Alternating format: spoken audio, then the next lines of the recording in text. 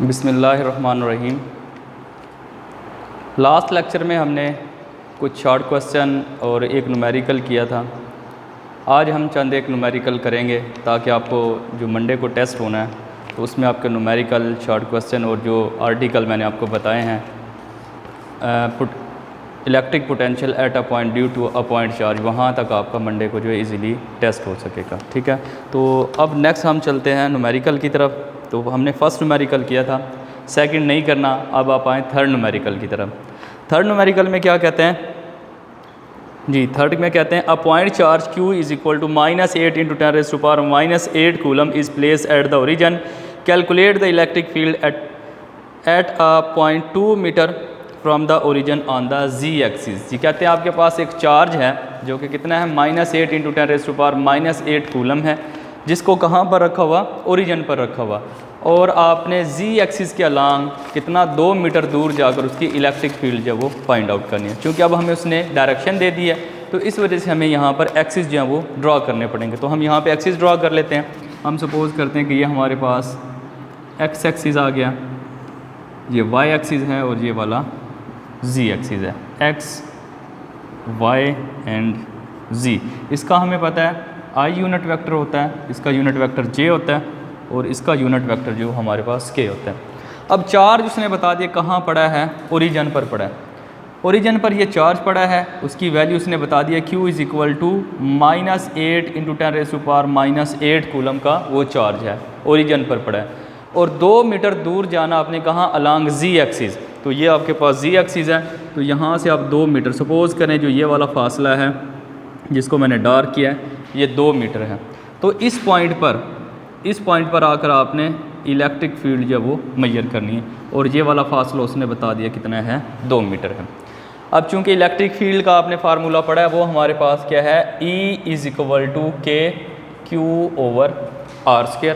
ये हमारे पास given formula है, इसमें हम वैल्यू पुट कर सकते हैं। अब देखें आपने पढ़ा हुआ K किस चीज़ के इक्वल होता है, K की वैल्यू आपने पढ़ा है 9 × 10⁹ के जो हमारे पास इक्वल होती है। अब लाकर सारी वैल्यू इसमें पुट करें तो हमारे पास क्या आ जाएगा, E is equal to 9 × 10⁹ multiplied by -8 × 10⁻⁸ divided by R का स्क्वायर। R कितना गिवन है, 2, तो इसका मतलब कितना बन जाएगा आपके पास, ये बन जाएगा 4। इस सारे को आप देखें क्या है, इलेक्ट्रिक फील्ड है, तो क्या आ जाएगा, न्यूटन पर कूलम आ जाएगा। आप इस सारे को सॉल्व करेंगे कैलकुलेटर से तो आपके पास कितना आ जाएगा, 1.8 × 10⁻²। और देखें डायरेक्शन उसने हमें बता दी थी, क्या डायरेक्शन है, Z एक्सिस। तो इस वजह से यहाँ पर आप क्या लिखेंगे, K यूनिट वेक्टर, और यहाँ पर क्या आ जाएगा, न्यूटन पर कूलम। तो इस तरीके से हमारे पास न्यूमेरिकल नंबर जो 3 जो है वो सॉल्व हो गया। नेक्स्ट चलते हैं हम न्यूमेरिकल नंबर 4 की तरफ। न्यूमेरिकल नंबर 4 में क्या कहते हैं जी, numerical number 4, find the electric field at a position vector R is equal to 4I + 3J metre caused by a point charge Q is equal to 5 × 10⁻⁻6 coulomb place at the origin. जी वो कह रहे हैं एक charge है जो कि कितना है हमारे पास 5 × 10⁻⁸ कूलम का हमारे पास चार्ज है। इसकी वजह से हमने इलेक्ट्रिक फील्ड जो वो मेजर कर लिया। ठीक है, तो अब उसने हमें बता दिया है कि हमारे पास क्या कुछ गिवन है, एक चार्ज गिवन है, चार्ज की वैल्यू उसने हमें बता दिया। Q कितना है हमारे पास, 5 × 10⁻⁸ कूलम का हमारे पास यहाँ पर जो वो चार्ज है। ठीक है, और दूसरा उसने बता दिया जो उसका पोजीशन वेक्टर है R, वो कितना है हमारे पास 4I + 3J का वो हमारे पास यूनिट वेक्टर है, और इलेक्ट्रिक फील्ड E जो है वो कहता है आपने इसकी जो है वो मेजर करनी है। अब हमने इलेक्ट्रिक फील्ड का फार्मूला पढ़ा था। इलेक्ट्रिक फील्ड हमारे पास क्या होती है, E is equal to KQ/R² × R unit vector. इसका मतलब क्या, अगर आपने इलेक्ट्रिक फील्ड को मेजर करना है तो हमारे पास रिक्वायर्ड कौन कौन से कंपोनेंट हैं, एक कूलम कांस्टेंट है, एक चार्ज है, डिस्टेंस है और एक यूनिट वेक्टर है। अब हमारे पास गिवन क्या है, ये तो हमें पता है, अंडरस्टूड है, कांस्टेंट है कि 9 × 10⁹ वैल्यू होती है। दूसरा क्या, Q हमारे पास गिवन है। अब ना तो हमारे पास R है ना R यूनिट वेक्टर है, लेकिन उसने हमें क्या दे रखा है, R वेक्टर दे रखा है। तो इससे हम क्या कर सकते हैं, यूनिट वेक्टर भी फाइंड कर सकते हैं और इसमें हम R की वैल्यू भी फाइंड कर सकते हैं। हमने पढ़ा था फार्मूला यूनिट वेक्टर का, यूनिट वेक्टर किस चीज़ के इक्वल होता है, वेक्टर ओवर वेक्टर मैग्नीट्यूड के हमारे पास जो वो इक्वल होता है। हमने कुछ ऐसे पढ़ा था। अगर जहाँ पर यूनिट वेक्टर लिखो मैं ये वाली वैल्यू पुट कर दूँ तो मेरे पास ये वाला फार्मूला क्या बन जाएगा, E इज़ इक्वल टू के क्यू ओवर आर स्क्वायर। अब जहाँ पर आर यूनिट वेक्टर है वहाँ पर क्या पुट कर दें, वेक्टर ओवर वेक्टर मैग्नीट्यूड, यानी यहाँ पर क्या आ जाएगा, वेक्टर ओवर वेक्टर मैग्नीट्यूड। अब देखें ये मेरे पास मैं इसको कैसे लिख सकता हूँ, E इज़ इक्वल टू के, ये वाला Q ऐसे ही आ गया। अब देखें ये आर स्क्वायर है और ये आर है, तो आर का क्या बन जाएगा क्यूब, और साथ में क्या आ जाएगा, आर वेक्टर आ जाएगा। ठीक है, अब ये हमारा रिक्वायर्ड फार्मूला है, इस फार्मूले में लाकर हमने वैल्यू पुट करनी है। कुछ भी नहीं किया हमने, फार्मूला गिवन था, जस्ट यूनिट वेक्टर की वैल्यू पुट करके हमने ये बना लिया।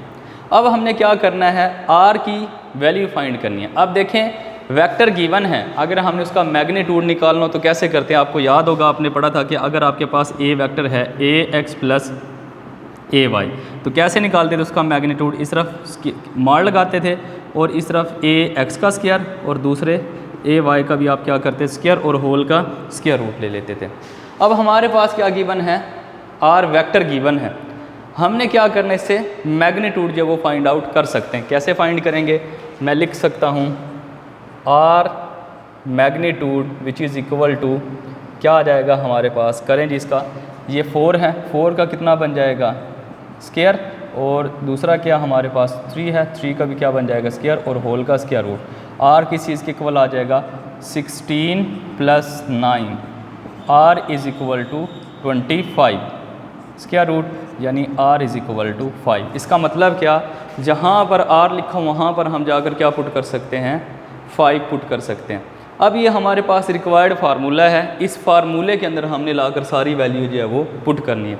अब लाएँ जी इसमें सारी वैल्यू पुट करते हैं जी, क्या आ जाएगा हमारे पास, E इज़ इक्वल टू के की जगह पर क्या आ जाएगा 9 इंटू 10 रेज़ टू पावर 9। दूसरा हमारे पास क्या है Q, Q की जगह पर हम क्या कर देंगे, इसकी वैल्यू पुट कर देंगे 5 into 10 raise to power -8 put कर देंगे। दूसरा हमारे पास क्या है R क्यूब, R क्या है 5 है, 5 का हम क्या करें क्यूब करें, तो ये मेरे पास क्या आ जाएगा 5 का cube.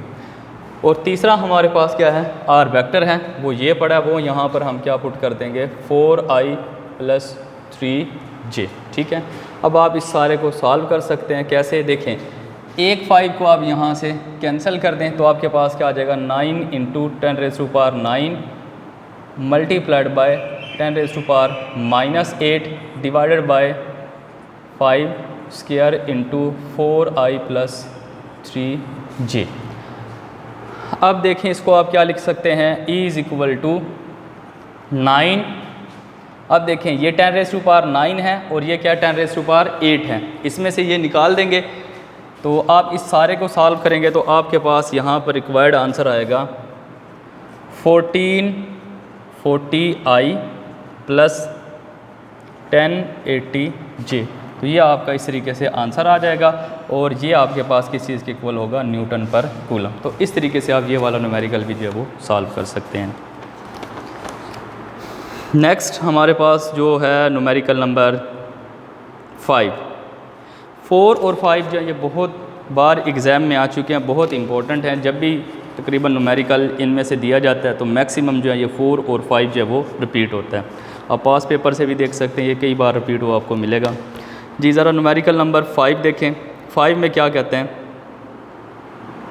2 point charges Q1 is equal to -1 into 10 raise to power -6 coulomb and Q2 is equal to 4 into 10 raise to power -6 coulomb are separated by a distance of 3 metre, find and justified the zero field location. जी वो कह रहे हैं कि हमारे पास 2 charges हैं, एक charge 1 है जो कि कितना है 1 into 10 raise to power -6 coulomb है और दूसरा कितना 4 into 10 raise to power -6 coulomb है, और इन दोनों को 3 मीटर के फासले पर रखा गया है। इनके दोनों का आपने एक ऐसा कॉमन पॉइंट मालूम करना जहां पर दोनों की इलेक्ट्रिक फील्ड 0 होती हो।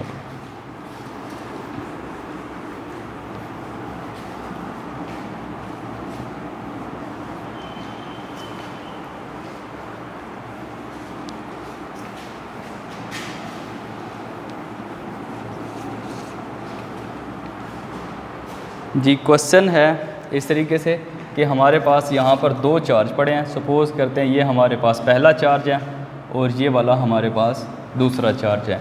ये वाला मैं क्या देता हूँ, क्या है, Q1 है, और इस चार्ज को हम नाम दे देते हैं Q2। अब Q1 की वैल्यू उसने बताई है कितनी है, -1 × 10⁻⁻6 कूलम है, और Q2 की उसने कितनी बताई है, 4 × 10⁻⁻6 कूलम है। और इन दोनों चार्जेस का जो दरमियानी फ़ासला है वो उसने बता दिया है कितना है, 3 मीटर है। दोनों के सेंटर से चूँकि हम फासला मेजर करते हैं तो इसका दोनों का दरमियानी फ़ासला 3 मीटर है। अब ये वाला पॉजिटिव चार्ज है और ये वाला क्या है, नेगेटिव चार्ज है। अब वो कह रहा है एक ऐसा पॉइंट मालूम करें जहाँ पर दोनों की इलेक्ट्रिक फील्ड ज़ीरो होती हो। अब देखें ये है पॉजिटिव चार्ज, इसकी वजह से इलेक्ट्रिक फील्ड क्या जाएगी, आउटवर्ड, और दूर तक जाएगी, क्योंकि क्या है, इसका मैग्नीट्यूड 4 है और इसका क्या है, -1 है।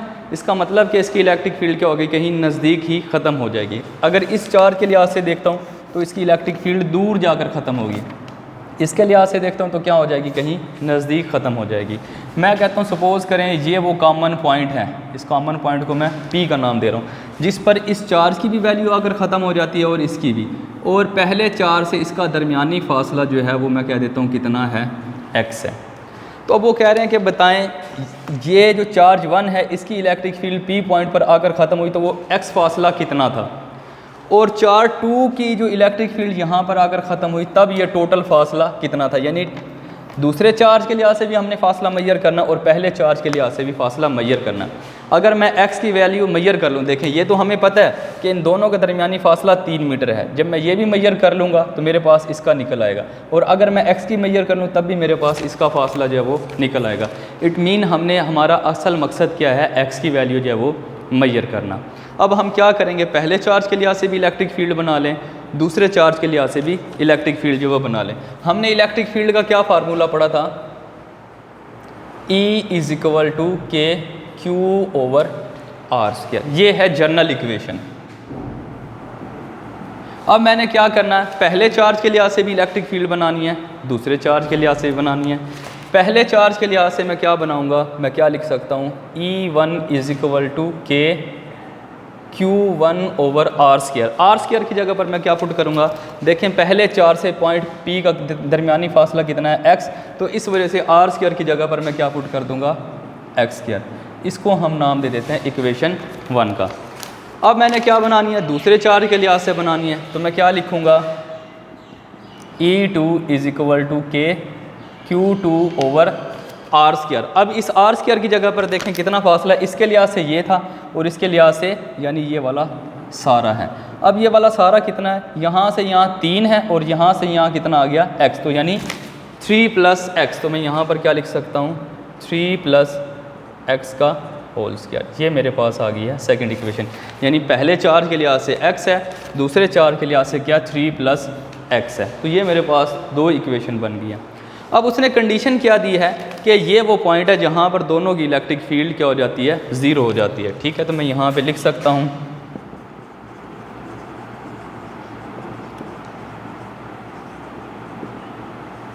According to condition. क्या है, क्या कंडीशन दी उसने, E1 + E2 = 0, कि ये वो पॉइंट है जब दोनों की इलेक्ट्रिक फील्ड, इसकी इलेक्ट्रिक फील्ड है E2 और इसकी इलेक्ट्रिक फील्ड है E1, के दोनों की इस पॉइंट पर आकर क्या होगी, ज़ीरो। चाहे दोनों की इलेक्ट्रिक फील्ड जमा करें तो इस पॉइंट पर आकर क्या हो जाती है, वो ज़ीरो हो जाती है। अब ये देखें, ये यहाँ प्लस है, इसको मैं दूसरी तरफ ले जाऊँ तो क्या हो जाएगा, माइनस हो जाएगा। मैं क्या लिख सकता हूँ, E1 = -E2। इसको मैं नाम दे देता हूँ इक्वेशन A का। अब इक्वेशन A में लाकर आपने 1 की वैल्यू और 2 की वैल्यू लाकर यहाँ पर पुट कर सकते हैं। अब देखें जहाँ पर E1 है वहाँ पर मैं क्या पुट करूँगा, ये क्या आ जाएगा मेरे पास, K, इसकी जगह पर मैं वैल्यू पुट कर रहा हूँ, KQ1/x² = -E2 की जगह पर क्या करेंगे, ये वाली वैल्यू पुट कर देंगे, KQ2/3 + x²। अब देखें आप K को K से कैंसिल करें। अब यहाँ पर क्या बच गया आपके पास, Q1/x² = -Q2/3 + x²। अब लाकर इसके अंदर आप वैल्यू पुट करें। Q1 की देखें कितनी है, -1 × 10⁻⁻6 divided by x square is equal to minus Q2 की कितनी है 4 × 10⁻⁻6 डिवाइडेड बाई 3 प्लस x का होल स्क्वायर। अब देखें माइनस को आप माइनस से कैंसिल कर दें, 10⁻6 को 10⁻6 से कैंसिल कर दें, यहाँ क्या बच गया 1/x स्क्वायर, और ये हमारे पास कितना आ गया, हमारे पास 4/3 प्लस x का होल स्क्वायर। अब आप क्या करें, दोनों साइडों पे स्क्वायर रूट ले लें, इस तरफ भी स्क्वायर रूट, इस तरफ भी स्क्वायर रूट, यहाँ भी स्क्वायर रूट, यहाँ भी स्क्वायर रूट। 1 का स्क्वायर रूट लें कितना आ जाएगा 1, x स्क्वायर का लें तो कितना आ जाएगा x, 4 का लें तो कितना आ जाएगा 2, इसका लें तो कितना आ जाएगा हमारे पास 3 प्लस x। तो ये हमारे पास इक्वेशन बन गई। अब यहाँ से आप क्रॉस मल्टीप्लिकेशन कर दें, क्रॉस मल्टीप्लिकेशन करेंगे, देखें ये सारा मल्टीप्लाई होगा तो क्या आ जाएगा 1 × 3 प्लस x, और दूसरा हमारे पास क्या आ जाएगा 2 × x। इन दोनों की मैंने क्रॉस मल्टीप्लिकेशन कर दी है इस तरीके से। अब देखें ये ऐसे ही आ जाएगा 3 plus x is equal to 2x, x को उधर ले जाएं तो 3 is equal to 2x minus x, तो 3 इज़ इक्वल टू x। तो इसका मतलब क्या है, ये जो दरमियानी फासला है पहले चार्ज से वो भी कितना है 3 है, कि 3 मीटर दूर जाकर पहले चार्ज की इलेक्ट्रिक फील्ड क्या हो जाती है, वो 0 हो जाती है, और दूसरे चार्ज की कितनी बनेगी 3 × 3 कितनी आ जाएगी 6। इसका मतलब क्या, E2 जो है वो कहाँ पर जाकर 0 होती है, उसने बता दिया E2 की वैल्यू 0 होती है कहाँ पर 6 पर, और E1 की कहाँ पर हो जाती है 0, वो हो जाती है 3 मीटर पर दूर जाकर जो है वो 0 हो जाती है। जी ये आपका न्यूमेरिकल था। नेक्स्ट जो है हमारे पास, चलें ये 5 तक आपने न्यूमेरिकल कंप्लीट करनी है आज, चूँकि आपका कल संडे है, टेस्ट की आपने अच्छे तरीके से तैयारी करनी है। आर्टिकल मैं फिर रिपीट कर रहा हूँ आपके सामने, कूलम्स लॉ से लेकर electric potential at a point due to a point charge, यहाँ तक सारे कंप्लीट करने हैं आपने। शॉर्ट क्वेश्चन सारे करने हैं, एक्स्ट्रा शॉर्ट इनके रेलिवेंट जितने बनते हैं वो करने हैं, और जो आपको न्यूमेरिकल करवाए हैं फर्स्ट से लेकर 5 तक, लेकिन सेकंड आपने नहीं करना, ठीक है। और इसके अलावा जो इन आर्टिकल के रेलिवेंट जितने MCQs बनते हैं वो तैयार करने हैं। 5 को कह रहा हूँ मंडे को आपका जो है ना वो टेस्ट होगा, तो इंशाल्लाह मैं आपको टाइम भी कल बता दूंगा कि कितने बजे होगा, ग्रुप में टाइम मैं सेंड कर दूंगा कितने बजे जो आपका जो वो टेस्ट हेल्ड होगा, ठीक है। तो आज के लिए इतना ही काफ़ी है। इंशाल्लाह नेक्स्ट जो हम अगला आर्टिकल है कैपेसिटर वाला और मिलिकन वाला, उससे हम जो वो स्टार्ट लेंगे, ठीक है। अल्लाह हाफिज़।